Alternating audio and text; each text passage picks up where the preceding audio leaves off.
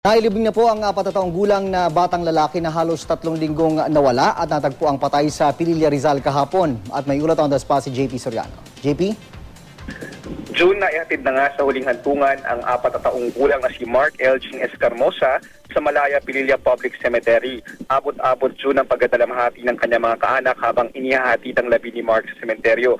At June, pasintabi nga lang sa mga nanonood dahil sensitibo ang ibang detalye ng ating balita.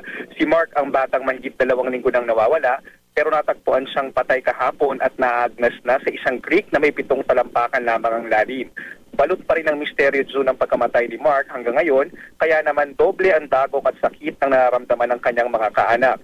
Ang mga magulang ni Mark, bagaman na di na nagsasama, ay parehong umaasa sa resulta ng post-mortem examination na ginawa ng SOCO kay Mark. Ito raw ang makapagsasabi kung ano ba talaga ang tunay na dahilan ng pagkamatay ni Mark. Pero ayon sa ina ng bata, June, malakas daw yung kutob niya na may pumatay sa kanyang anak at inihulog siya sa creek.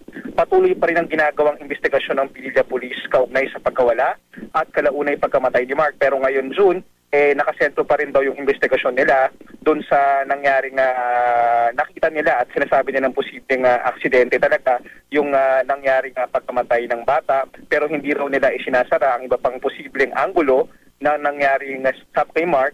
At ngayon nga ay naihatid na nga sa huling hantungan itong bata at nagdarasal ng kanyang mga kaanak na masagot sa lalong madaling panahon ang misteryong ito. June?